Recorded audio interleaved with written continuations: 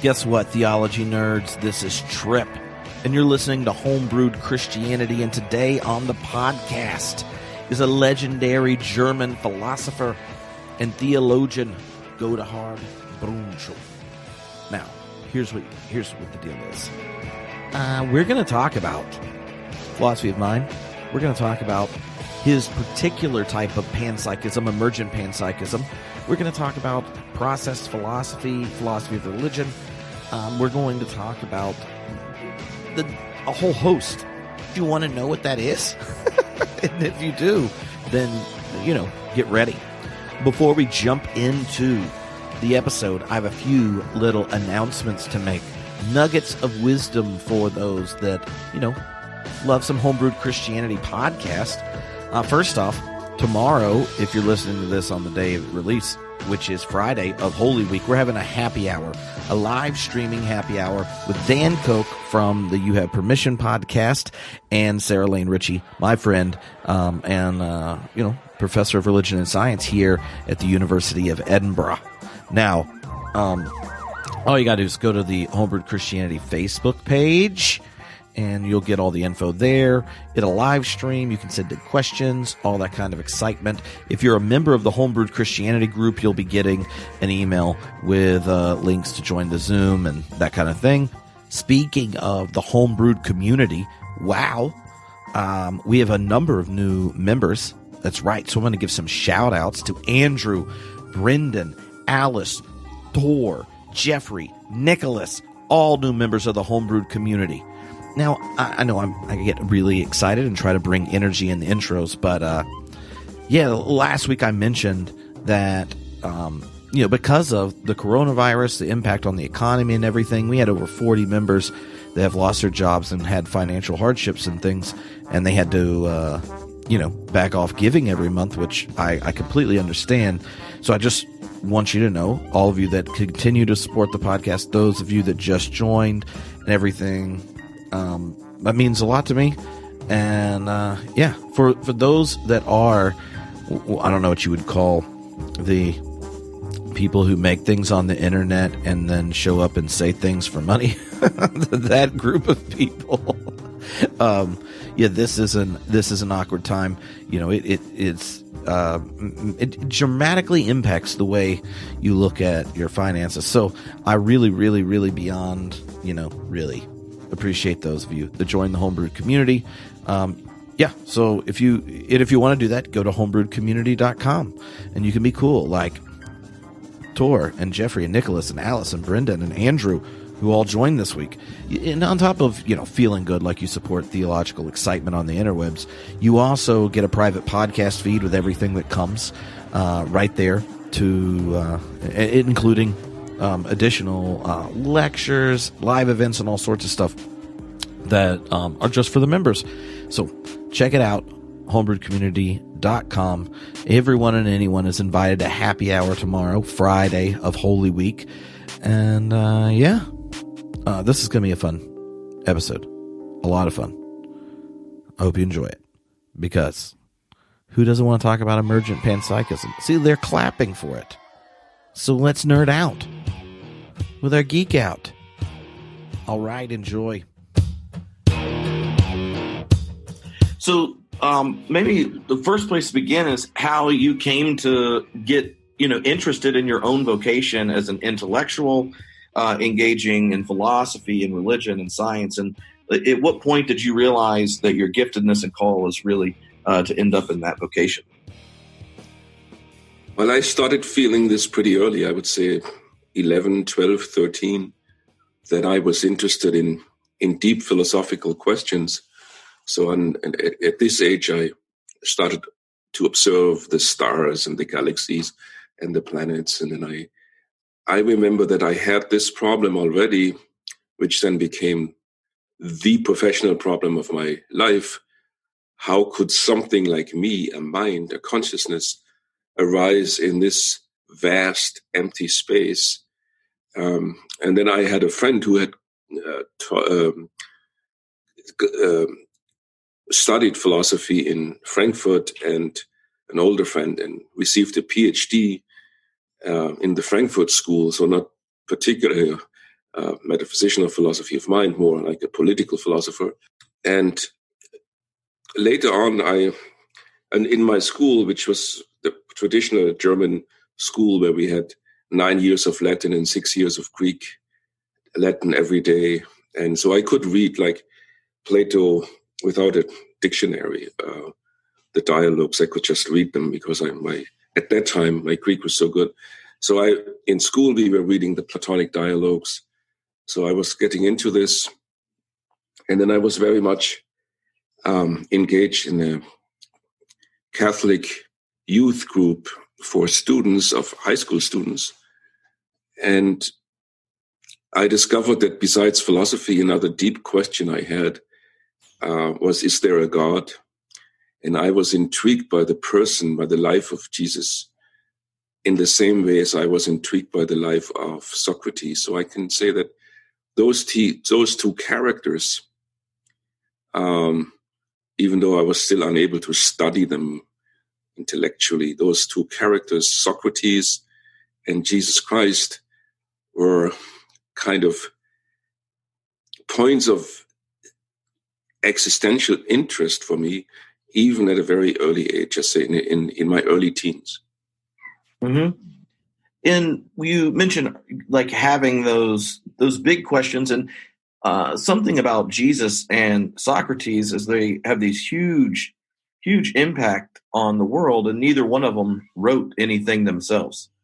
Right, a lot of the people who experienced Jesus and the community that told the stories, write down the Gospels and things, and then Plato and others talk about Socrates. And one of the things that you were getting at that they really have in common is the way in which they bring the depth dimension of life to the surface. And I wonder, like, what was it about your own life, like in that early period, that I don't know, what was the first big question that resonated and you had to pursue for a deeper answer? The first deep question is probably the meaning of life. What is the purpose or the reason why I'm here at all? And I can remember when I think what Karl Jaspers called the ontological shock, when you first time ask yourself the question, why is there anything at all? That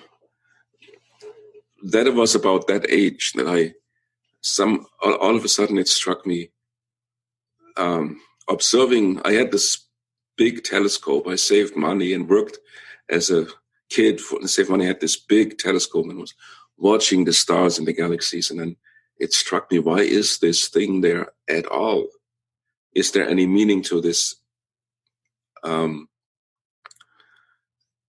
was probably the most important question. The second one was, already then, how can something like me, so a center of attention, a flow of consciousness, something so rich in feelings and qualia, I would say nowadays, just something like me and my dearest friends, could come out of something which is 90-something% vast emptiness, and the rest is helium and hydrogen. How could that make something like me? And it didn't. I just couldn't grasp how that was even possible. Mm-hmm. So as you look back, like how would you describe the relationship or the way in which science in our contemporary context shapes and either directs or misdirects us wrestling with those kind of larger questions? I was at that age very much interested in the sciences, and then when I was dreaming about what to become as an adult, as a grown-up, at that time I wanted to become a physicist or an astronomer, astrophysicist. So my dream job at that time would have been to be an astrophysicist. And we had pretty good science education at my school, German high school. So entire cultural surrounding was very much pro-science. So I wasn't brought up in an anti-scientific, anti-evolution kind of American fundamentalist. Even in the Christian circles, I don't remember that anyone ever questions, the people I met at that time, anyone ever questioned the scientific fact of Darwinian evolution. That was just taken for granted. But even if taking all of this for granted, it just didn't solve all the problems. So as I hadn't read Wittgenstein at that age, but when Wittgenstein said, if all the scientific problems have been resolved, the real questions of life haven't even been touched. And that was obvious to me even at a young age. Mm-hmm. And in your work on the question of philosophy of mind and all that larger conversation, part of the predicament that you point out is the way in which a type of reductive account necessitates all its solutions coming from science. And so I wonder, as someone who's been so invested in reflecting on the nature of consciousness and where mind emerges through the larger cosmological story, how do you negotiate the conversation as you found it when you first started in your career, and how has the kind of, I don't know, reemergence of things like emergence and panpsychism really made a difference or shifted the larger conversation around mind? So when I started doing university philosophy at the university level, they had already begun a shift from the functionalist and behaviorist picture. In psychology, it was still pretty much behaviorist, shifting to the computer metaphor of the mind. And in philosophy, functionalism was pretty strong, but it was getting cracks. And there were the important lectures by Putnam in Munich here, where he basically ended his own functionalist period, showing that certain problems of mind cannot be solved by a functionalist approach. So there was already a classical type theoretical identity theory. So a given brain state is type identical to a certain mental state. That had already crumbled. So there were more sophisticated versions around, like functionalism or Davidsonian token identity.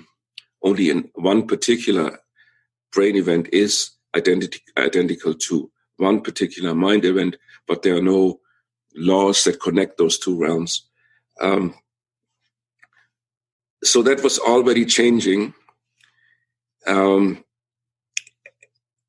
But the deep problem of consciousness, what a little later David Chalmers called the hard problem of consciousness, that was coming to the fore and was by philosophers like Searle, for example.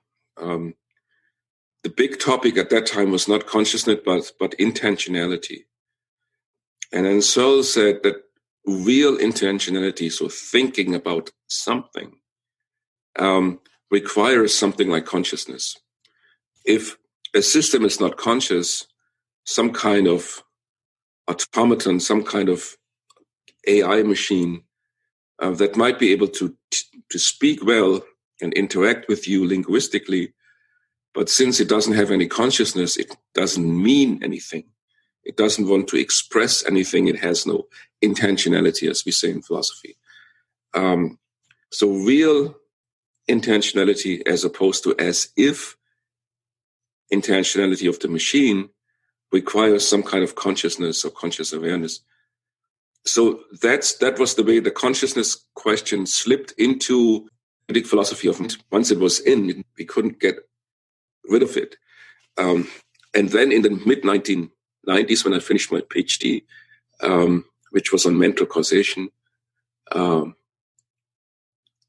David books on the conscious mind came out, and he suggested at the end that panpsychism might be a solution.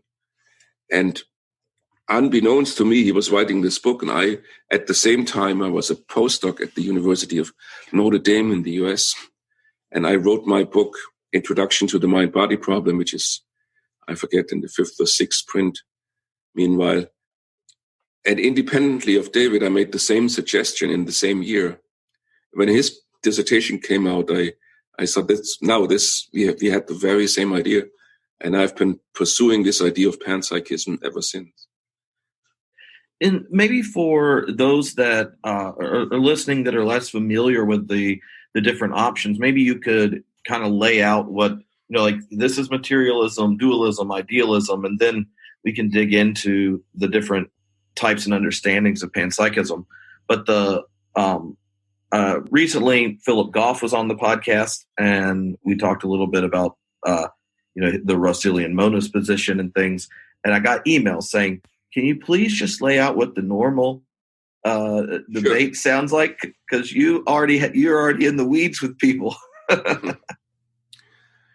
Well, the basic distinction is monisms, from the Greek, just one thing, or dualism, to have two things.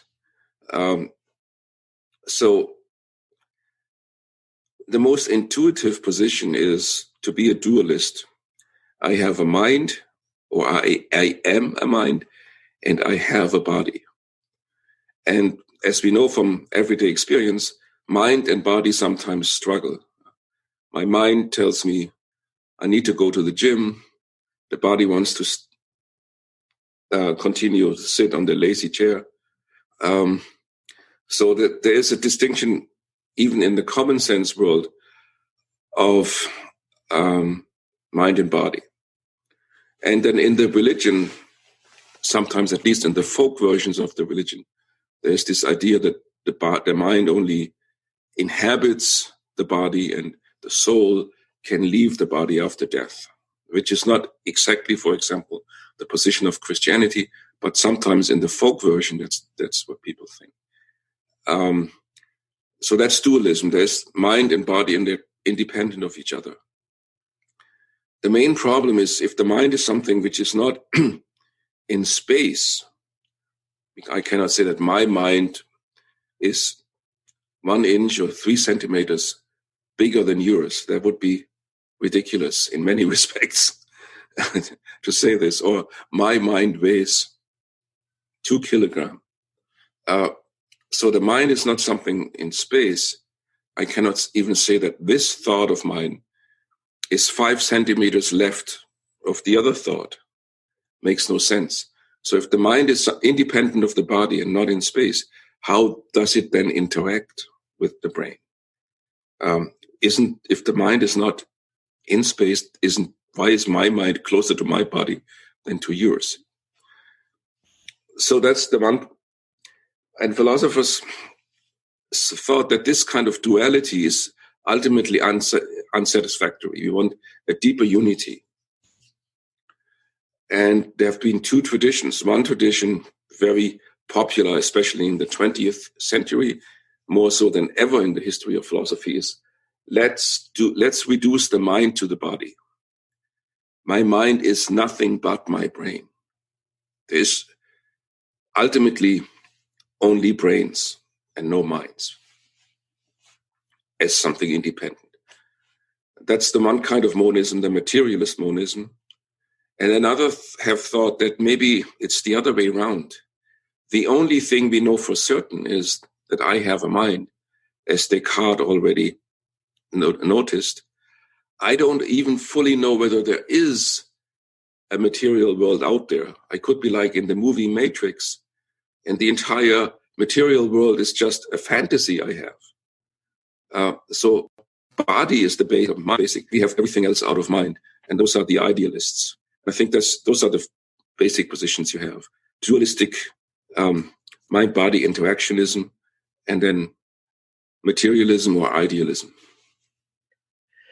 And for people with religious commitments, I think a lot of them are attracted to dualism because it preserves that, that concept of a soul or something, eternal or whatever in the person, and the dualism that has been a part of Western thought, lingered until a lot of the brain sciences and things started to emerge.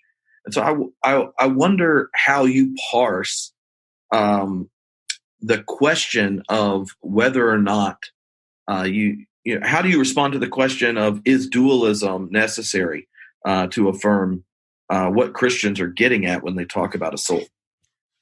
Well, there's a deep disconnect between Christian tradition as developed by its most capable thinkers, and even the councils, the ecumenical councils, and what the average people, Christians, believe. Because Christianity originally was very much opposed to Platonic and Greek dualism. So the idea of bodily resurrection is very important in Christianity. St. Paul even says that when we die, we get, instead of the old body, a new pneumatic. So it's not a body endowed with the soul, but with a pneuma, he says, a spirit. So what really dies when we die is the soul, but the body continues and gets something new, a spirit.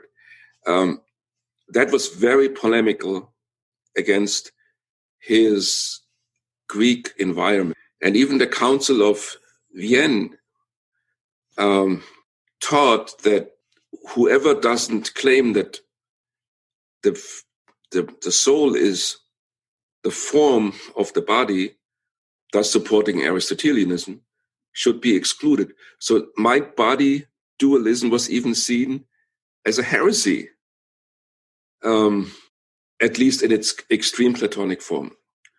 So the one thing I have to say, real deep Christianity is in its core not in a Cartesian sense dualistic, but believes in a much closer unity of mind and body. And so, yes, Christians are not committed or don't have to believe in Platonic or Cartesian dualism.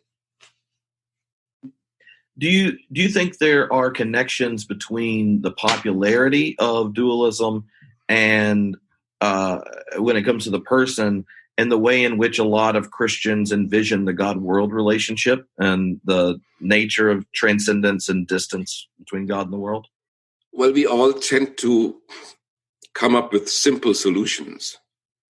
And we think our everyday ontology is to think as, well, here's my cup, and here's my fork, and here's my plate.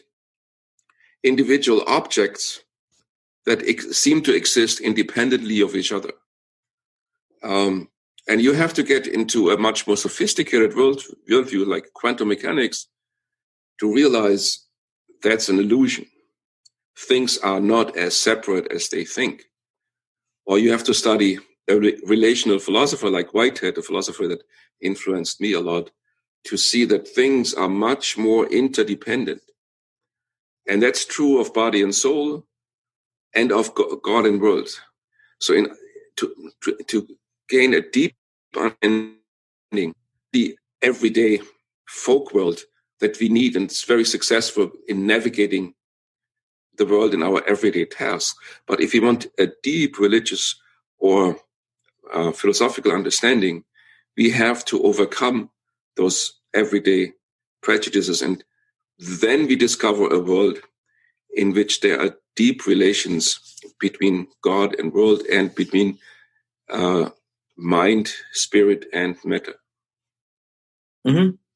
And one of the things, and I think Whitehead talks about this early in his philosophy of nature, is the way in which physics was received by philosophers set up this bifurcation of nature where instead of recognizing the explanatory limits of physics power, there is a type of flattening or reduction to reality itself to collapse it within the means of physics reach. The reason why science is so enormously successful, and that's a double-edged sword. It gives us all the wonderful treatments of devastating diseases, but it's also the reason why we have the climate crisis, because without science, we wouldn't have automobiles and whatever that causes the climate crisis. So the entire wonderful history of scientific progress, with all the goods and the bads, rests on, in a way, giving up the philosophical question of what is reality? What is the deepest inner core of reality? And just looking at how do things interact in the world. We don't ask what they are. I don't want to know what an electron really is in itself. I just want to know how it interacts with other particles. And when I know this, and I have a mathematical model in space, how this interaction takes place, that's all I need to manipulate electrons and build technology. And this abstraction from the deep question, what reality really is this just matter? Is it spirit? Is it materia prima, as Aristotle said, and forms? Seeing that as kind of a futile philosophical undertaking which doesn't give us real power over nature. We just abstract away from this deep question and just look at what is demonstrable and which is usable, practical for applications. And that's the power, the greatness of science, but also its limitation. Because if it has become so powerful that people think it can answer all the questions, but it is just an abstraction, leaving out the most or the deepest question. So Whitehead would call that a fallacy of misplaced concretion. You build an abstract model of something which mimics whatever you have modeled very well, so you can make predictions, and then you think you have understood the thing. And that's actually a fallacy. You have only understood how it interacts with other things, but you don't know what it is inside. So just give you an example for this. If you could build a model of me, so to speak, a computer model that now interacts perfectly with you, giving in English with a German accent an interview, and it would do this so well that you couldn't distinguish this thing from the real me, then if you could say, well, I have now understood perfectly who Godehard Brüntrup is. I have the perfect model of him. But of course, this model wouldn't have consciousness. It wouldn't have a self, a point of view, a feelings. It would just behave as if it had. So you didn't understand me fully. You just have a model of me that behaves like me, but it's not me. And it is not even, it doesn't have any consequence. And that mistake of taking something to be the real thing, which is only a model of a thing, that's what Whitehead criticized about science. So before, when you were contrasting monisms and dualisms, and I think part of the attraction for people to develop a panpsychism is it's a monism that doesn't reduce what's there to just this one particular facet. So the desire for something like a dual aspect monism, the desire for recognizing you need an account of the world that talks about its physical structure, but also its grounding. And you talk about a psychophysical structure. Can you kind of outline the way in which you see panpsychism cultivating a monism that's viable for a scientific world, and one that affirms this deep sense of humanity that we aren't wanting to abstract away? Well, it is much easier to say there are two things. There's mind here and matter here, or there's only mind or only matter. To say at the same time that they are not identical, but still in a very intimate unity, is a much more complicated model. And it leads to certain logical tensions. Sometimes people say that panpsychism is dualism all the way down. Even the small elementary particles have a dualist nature, have a mind and a body, so to speak. And so you don't really get rid of the dualism part. That's true in a way, but it does get rid of the substance dualism. There are no minds in this world, at least, that can exist without a body. And there are even no bodies that can exist without a mind. So they are so intimately connected. That is very hard to express. Some traditions of panpsychism, like in German idealism, have thus left traditional logic and tried to develop so-called dialectical logic to make it more understandable how a unity can be indifference, or a different, internally differentiated unity. I personally have tried to stick with traditional logic and stay in the analytic tradition. And it's very hard to spell this out. And if you had already Philip Goff here, that's one possibility. I find that very attractive myself. The Russellian and also Whiteheadian, Russellian in one particular period of his thinking, the idea that maybe matter has intrinsic qualities and relational extrinsic qualities. And the intrinsic qualities are the mental ones, and the extrinsic relationals are the physical ones. So in a nutshell, the only case where you know a material thing from the inside is your own consciousness. And all the other material things you only know from the outside. But they all like you. They have all a little bit of consciousness inside. The nice thing about this for our worldview is that the bifurcation you talked about, that matter is just stuff, and we are the only ones with spirit or mind, that's gone. There's mind everywhere.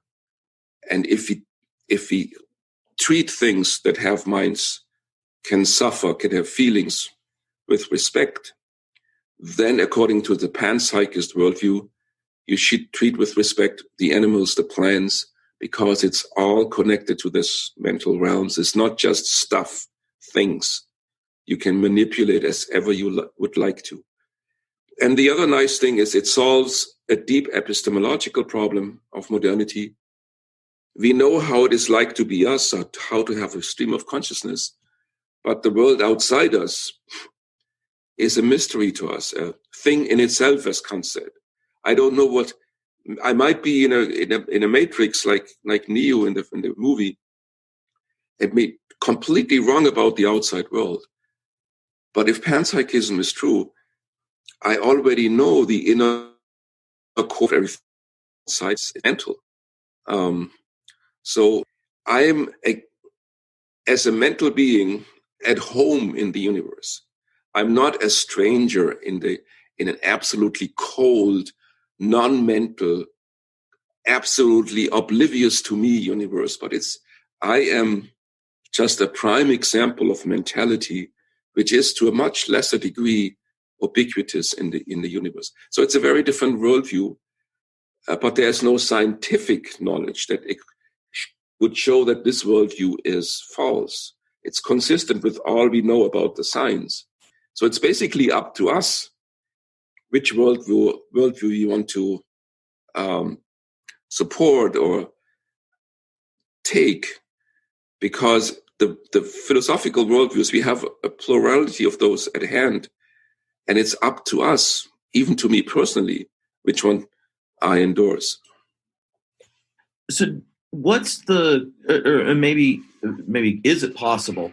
Like, do you think there is a plausible way of testing, or doing some type of empirical test that could eliminate or make viable particular theories of mind? Because I think that, like, some panpsychists will want to say yes, some will want to say no, and then there are plenty of materialists who are like, that's problematic for them. So I'm interested in how, specifically because of the emergent panpsychism position you've developed.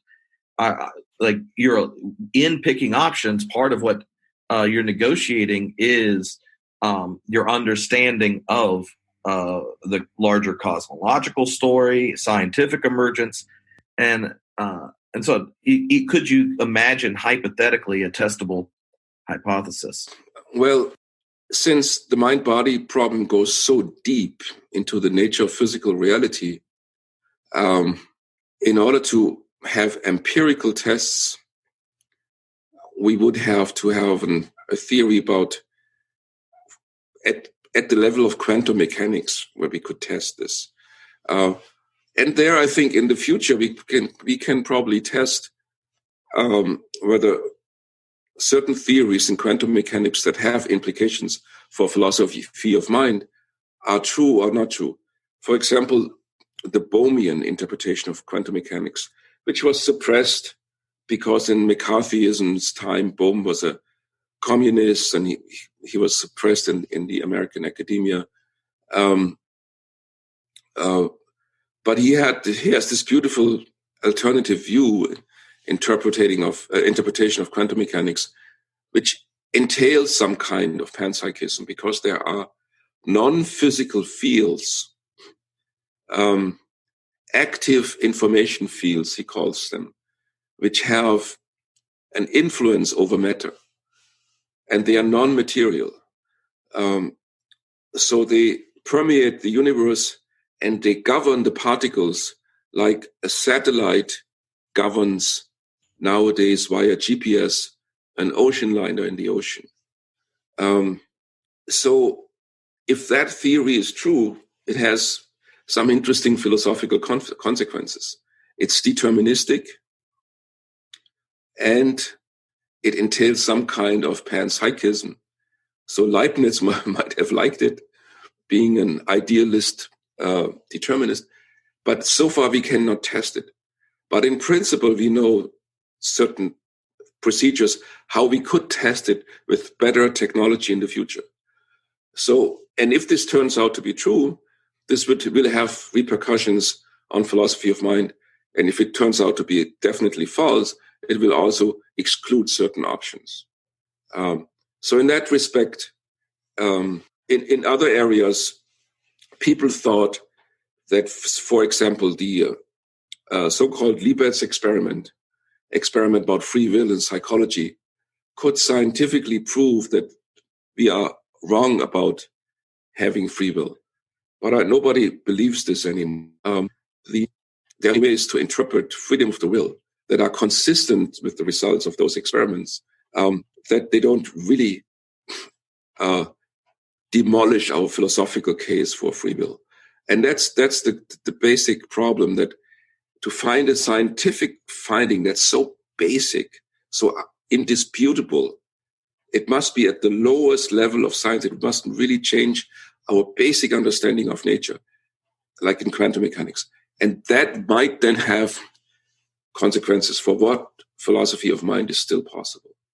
So it's a very rare case, and it requires a very deep understanding of the universe as a whole.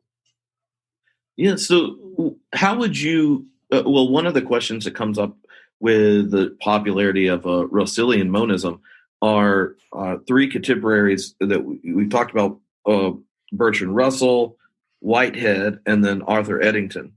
And a lot of times they get lumped together, but I'm interested if there are particular facets about each of their contributions or understandings of dual aspect monism that you think are worth highlighting and putting on the radar for contemporary research? I think that Russell only flirted, so to speak, with what is now called resilient monism. I think introduced that term by David Chalmers, and then he caught on. And you find certain passages in the book, Analysis of Matter, which is certain flirtation with this idea. But even more so, I think he was interested in neutral monism.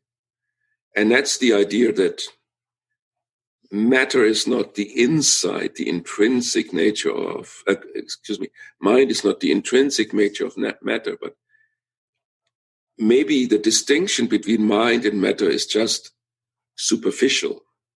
And there's a deeper underlying unity out of which mind and matter emerge. I just talked about David Bohm. That was also his view, his philosophical view as a physicist.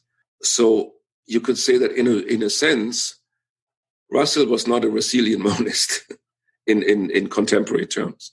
To me, that's a possible solution, but it also has metaphysically some disadvantages. It just pushes back the problem to a realm we don't really know. So there's this underlying unity to which we have no or very little access. David Bohm said only in certain moments of meditation or when listening to music, we get a glimpse of what he called the implicate order, which is this underlying unity. But for all practical purposes, we are stuck in the mind-body dualist world. And we never get to this underlying. So to promise that there is this underlying unity and it does all the heavy metaphysical lifting, but we don't have access to it, seems like I get the feeling I want to just close the book at that point, because it promised me all the nice fruits, but they're in a hidden basket. Whitehead has a much more elaborate theory, which I think is originally coming from Leibniz, that what really makes an individual thing is not that it endures in time, but that it has a perspective on the world. So you and me, we are two different things because you have a different perspective on the world and I have a different perspective on the world. And we can communicate, we can interact, but what makes us two is our two perspectives. That's the deepest reason why a thing is, as we call in philosophy, call it a substance, an individual thing. And if that's true, then you already have some kind of idealism or panpsychism, because what makes something an individual thing is its mentality. And then Whitehead wanted to include this into a relativistic worldview, which was already emerging at this time, and did this by an idealist import, maybe of British idealism, saying that all relations are eternal, not internal, actually, not eternals and internal. In simple terms, that means if I had been moved right after my birth from Germany to India and had been raised in an Indian environment, probably I would have become a Hindu or whatever, I would be a different person because the relations I enter into define who I am. Whereas on the other view, I would still be the same Godehard Brüntrup, but I would have had a different upbringing. That's not Whitehead's view. So he combines the panpsychism with this relational ontology, that what a thing is to a certain extent at least defined by the relations it enters into. And that's a kind of, I think that's basically correct. That's my metaphysics as well. And I think it's very fruitful to apply this metaphysics to persons, to elementary particles, and even to God. So, yeah, and I think that's really, really helpful. And how would you describe the Whitehead, uses the language of experience a lot. And in these type of conversations, especially with people that, that may not be familiar, you'll get phrases like, when you hear panpsychism and you think mind is everywhere, the next thing you know, people looking at you thinking, then why haven't the rocks actually sang out? And that type of thing. And so how does the nature of the center of experience's own complexity connect to the depth or nature of its own experiencing and level of responsive agency? First of all, for all panpsychists, not all conglomerates of matter have mentality. Even Leibniz made a big distinction there between a true unity and just a conglomerate or agglomerate. So a stone, of course, has no point of view on the world, because a stone is just a heap of matter. It's not an individual. So in Leibnizian or Whiteheadian ontology, only true individuals have mentality, like you and me, an animal. And if there are true individuals at the lowest level, it's disputed in quantum mechanics whether we really still have true individuals at the elementary particles level, because they might be so holistically intertwined that there is only just one big thing down there. But if they are individuals, then they also have a little bit of mentality. How would we show that they have mentality? You can show that they have mentality, that they are not governed by deterministic laws. They have a little bit of spontaneity. That's the sign of mentality. So if the elementary particles show a little bit of spontaneity and are not fully governed by deterministic laws, that's a sign that there is a tiny little amount of mentality. That doesn't mean that they have consciousness, because we only can keep up consciousness a certain amount of the day and a little bit at night. And for many hours, there's hardly any, but we are still a mental being, even if we don't dream at night. So experience is not conscious experience. There are many levels of experiences, and the levels are in a way interconnected, that if two levels are similar because they are close to each other, like my experience and that one of a bonobo or some kind of higher ape, that doesn't mean if I go all the way down, let's say to a worm, that still its mentality is similar to mine. So similarity is a relation that holds just to my neighbors. If A is similar to B, C, that doesn't apply that A is similar to C. It's not a transitive relation. So whatever the mentality of those things is that are very far away from me, it will be vastly different from mine. So panpsychism is not the idea that electrons have little homunculi, little almost human minds in them. That's an absurd view, and no panpsychist I know of has ever believed this. So when you think of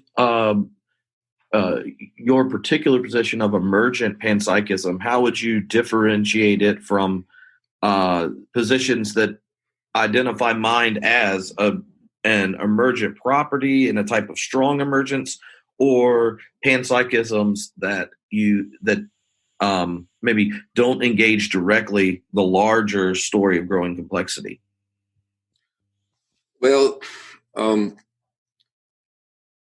it is a middle way, so to speak, between, and I think the middle way is better because it preserves the good of both ways and kind of escapes from the difficult parts. But one way is to think that a higher level mental unit, like mine or yours, is just the summation, the adding up of all the smaller mental units in, like, let's say, my cells, my brain cells. They just add up, and the higher level unit is just a resultant of everything that happens at the lower level. That is called, that's the panpsychism David Chalmers traditionally advocated, because it preserves more reductionist power. Everything happens at the lowest level, and the lowest levels determines the higher level. That's what normally gets called causal closure? Is that right? Yes, causal closure is then fully preserved in this picture, because everything that happens causally happens at the lowest level. And this kind of panpsychism is very close to materialism. The only thing it adds to physics, to reductionist physicalism, it only adds a little bit of mind into everything that's physical. But otherwise, you can have a completely reductionist picture. And I fear, if that's true, our sense of agency, freedom, morality collapses, because it is part of our sense of agency that I'm somehow more than just what all the cells do in my brain. I'm a higher level unity.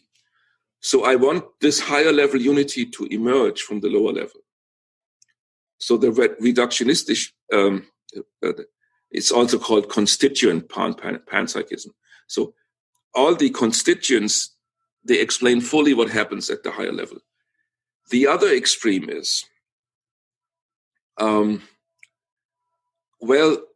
at the lower level, there is just matter, and in some kind of a metaphysical miracle, the mind emerges out of completely mindless matter. That's called emergent dualism.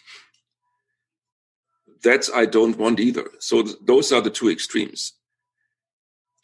My position is in the middle. It says nothing mental can emerge out of something that is entirely non-mental.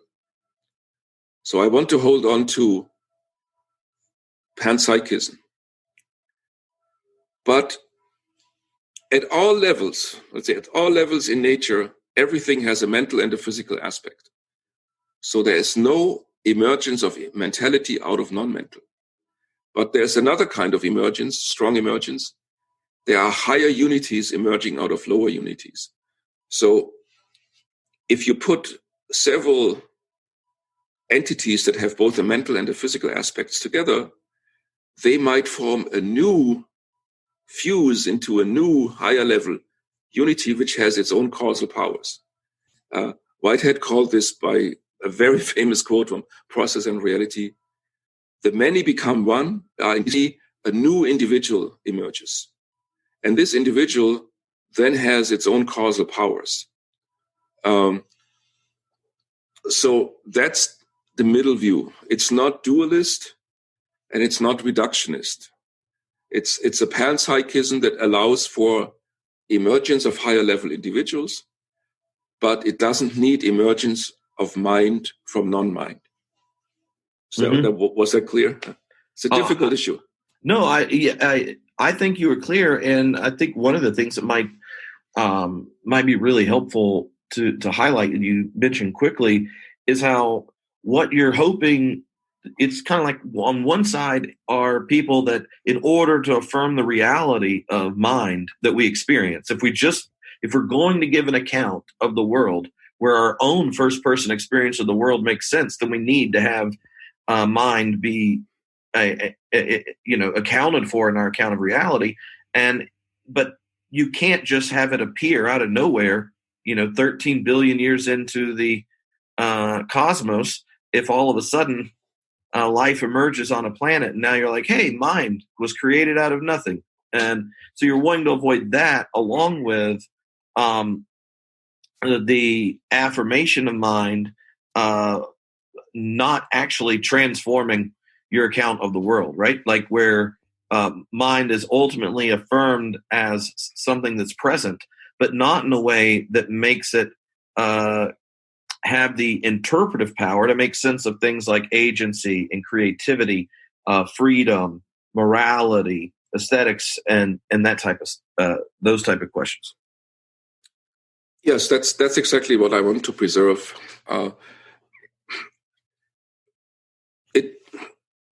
I do get the problem that I have to allow for a certain amount of strong emergence. But in quantum mechanics, the superposition, the entanglement of many things into a higher unity cannot be reduced to just a summation of the individual states. So even in quantum mechanics, we have already the emergence of higher levels that are not fully reductively explainable. And for example, in modern theories of consciousness, as in Tononi's integrated information theory of consciousness, it's part of the mathematics of the system in which they explain our brain, that there are certain macro states in the brain that have causal powers that move downwards, manipulating microstates. So we don't have all the causal power in those models, scientific models. At the lowest level is a little bit indeterministic, and the higher levels then use that indeterminism at the lower level to influence it. So the reductionist idea that everything is decided at the lowest level in the universe, and if you copy the lowest level, everything will fall in place, is still, I think, a bit 19th century physics. It's not even fully compatible with 20th century physics. And even in the other sciences, like in neurosciences, people start giving up this model. And if that's correct, then my view is not as anti-scientific as it might at first glance seem to be to some who don't want to have any of these emergent causal powers. So how does your understanding around the issues just of mind impact your reflection around the plausibility and nature of God, divine action, and these more theological or questions in philosophy of religion? Well, I think Whitehead's process philosophy has given rise to process theology, and I think that's a very interesting and powerful movement. It's a neoclassical understanding of God, in the sense that God is still the supreme power. God is still perfect. So it doesn't class view of God. It uses dynamics and change and also passibility so that God can be affected by the world into the classical picture. Making it a bit less clear, some would say a bit too dialectic, but others have shown to develop very clear accounts of it. Hartshorne, for example, I think it's a very promising model for three, or at least two reasons. The first reason is it's completely compatible with our scientific worldview, evolutionary worldview. So a process theology is the perfect partner for anyone who wants to hold up the scientific worldview as we have developed it in the last 300 years. It's no contradiction. The second main reason, and I will give a third one, which is probably even the most important. The second main reason why process theology is powerful is because it preserves human autonomy and freedom to an extent like hardly any other theology, in which very often, because of the power of God, humans have no libertarian freedom. They have no open future. They're completely determined even by God's will. And I think that's something the modern man and woman have a very hard time to accept, that my entire existence is somehow predetermined by God, or just even that I don't have several options now what I'm going to do next, because already God knows what I'm going to do next. that's a problem that's resolved in process theology. And the power of God is preserved while giving the human a share of that power with real freedom to choose between possible futures. So the relationship between God and human is much more of a partnership, so to speak, and not a complete domination by divine power. And the third, maybe, and biggest reason is, after Auschwitz and all the catastrophes in the 20th century, it has become very hard for us to believe that this world was made and is governed by a good and all-powerful God who could have easily blown up the tracks to Auschwitz if he had only so chosen.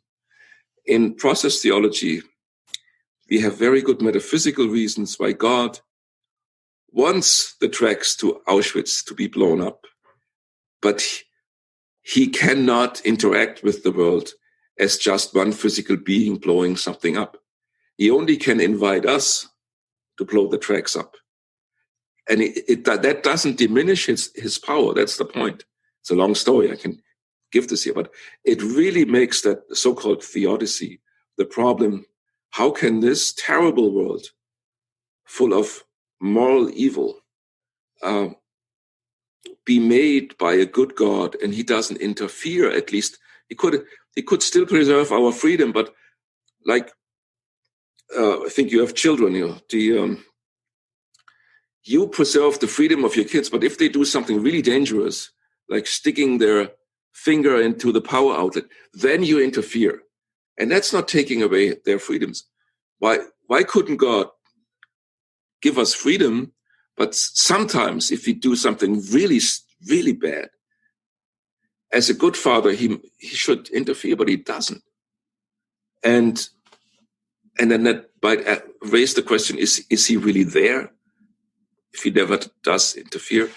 And process theology resolves that problem to a certain extent, to the most powerful extent, or most dramatic extent of all contemporary theologies of a metaphysical nature, I think. How you see or understand what's going on when Christian theologians avoid doing metaphysics and engaging the sciences. Like what are they hoping to accomplish, and what do you think they miss out by not engaging in a number of the big questions that you've brought up so far? I think there's in theology in general a Kantian or Post-Kantian spirit now. And the idea is metaphysics is just too big for us humans. And so we should engage in something less demanding, something we can achieve. And then we don't have to fight the materialists anymore, because that's metaphysics. And if we give up metaphysics, then we don't have to fight strange forms of metaphysics, strange in quotation marks, that we don't like from our point of view. I think, first of all, that's an error, a mistake, because if Christians or other religious people don't provide interesting metaphysical models for people to understand their religious worldview within the scientific context, then people will just take whatever science tells them as their metaphysics. So, as Aristotle said, humans by nature try to acquire metaphysical knowledge. We are just natural metaphysicians. We want to have like a worldview, a big picture of the world, answering the big questions. And if theology simply doesn't opt out, it becomes irrelevant. The other thing is they are tied to a pre-modern picture of metaphysics, as if metaphysics could somehow find a firm ground, like Descartes wanted, an absolutely undoubtable firm ground from which one could develop everything else, including proving the existence of God. At least in analytic metaphysics, after Quine, nobody believes that. We are all more or less pragmatists in metaphysics. We think metaphysical models are ways to interpret the world at a very general level, more general, let's say, than physics or other sciences. But they are not different from the sciences in terms that they have an ultimate certainty or a last foundation on which everything is built. They are even a bit more shaky than the sciences because we are reaching the limit of human understanding. We're trying to build the most abstract and ultimate models. And there will always be a plurality because there are no simple empirical tests anymore. So if you look at metaphysics this way, as something that we do basically in a pragmatist spirit in trying to answer our inner call to, as human beings, to come something up with answers to the big questions. What's wrong with it? Why shouldn't we be doing this? It's so deeply human. And I think in the same way as the materialists, reductive materialists engage in it, the Christians and Muslims and Buddhists, they should all engage in it. And it let many flowers bloom. And it's so deeply human. I can't see any good reasons why we should stop trying to build the big picture. We have to do it with intellectual humility, knowing that whatever my big picture is, there are other big pictures for which there are similarly or even there are equally good reasons. There will never be a knockdown argument for one particular metaphysical picture. But that's also the beauty of it, because it's so much connected to my own self-interpretation and of understanding the world.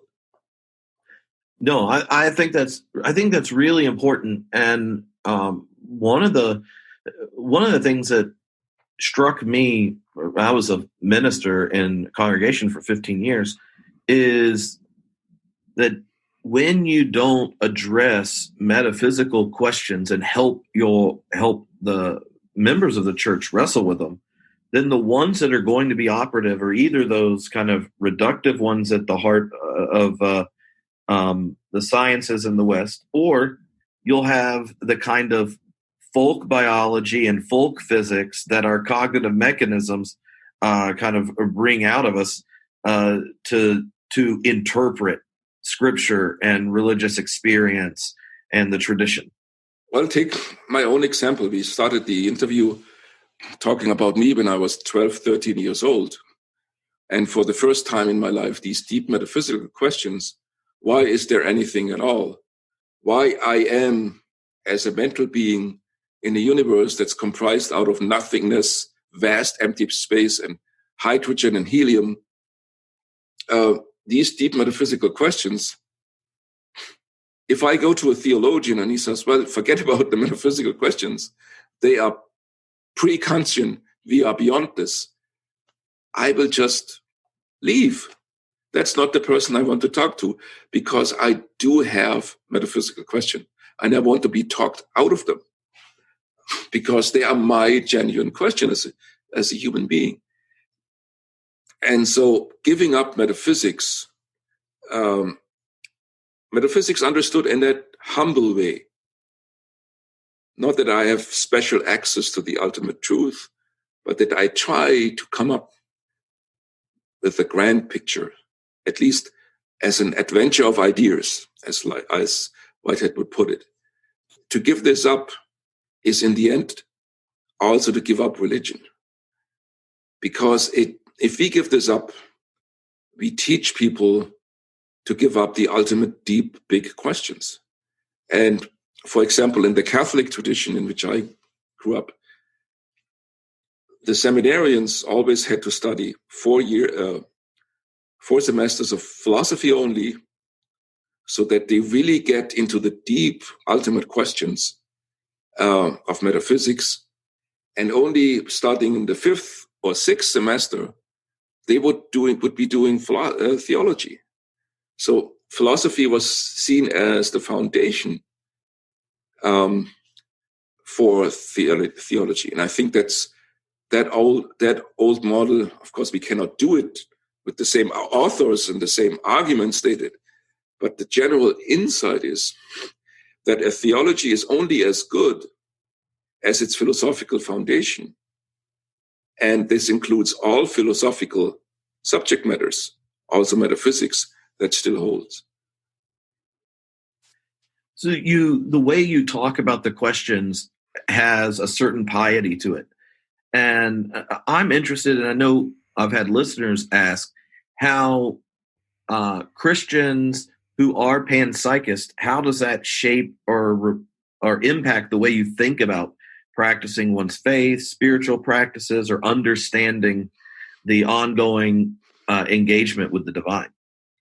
God, in this panpsychist picture, interacts primarily with the mental part of the world, because the physical aspects, they are affected by the physical past.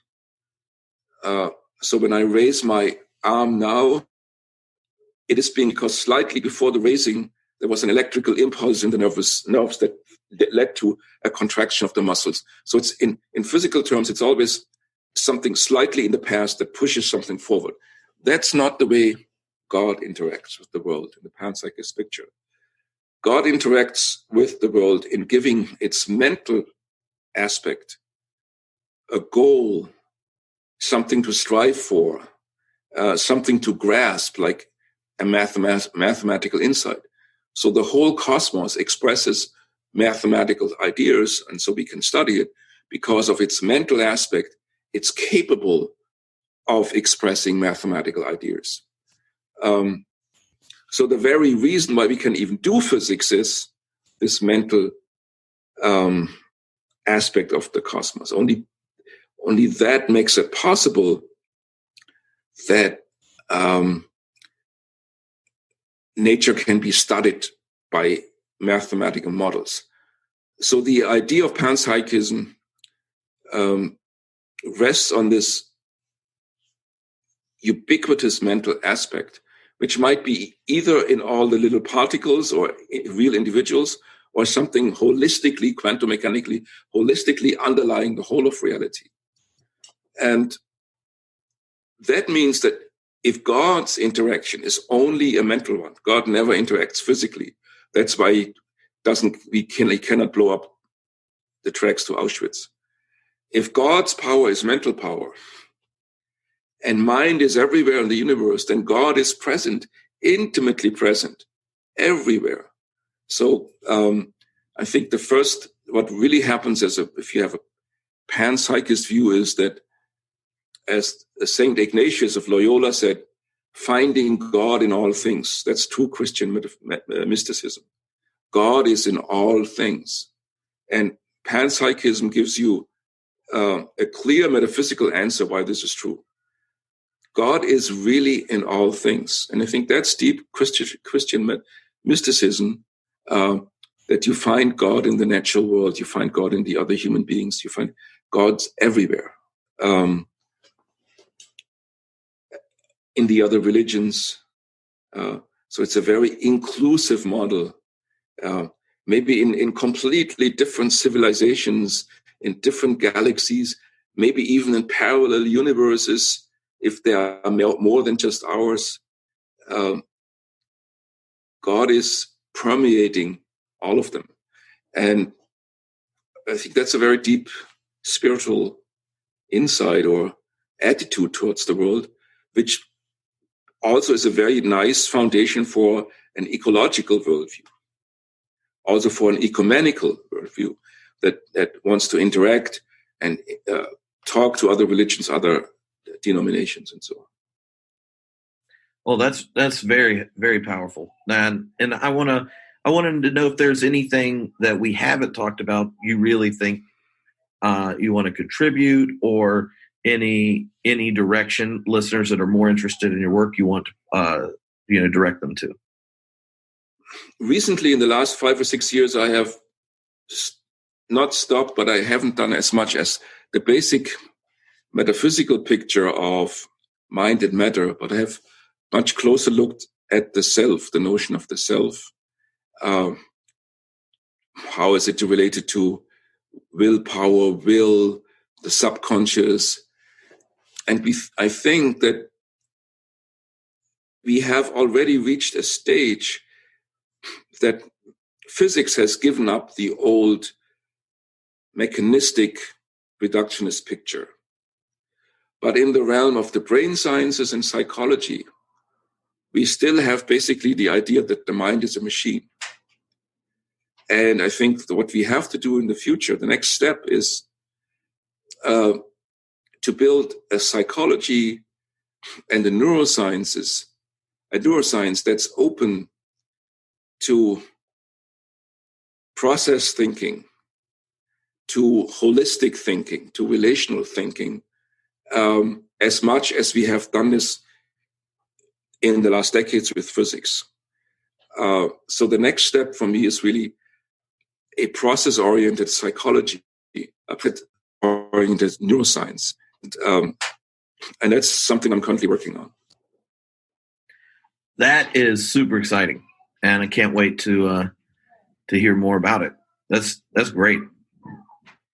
Are there other academics or scholars that you see as allies in working out that process relational engagement with psychological science and brain science?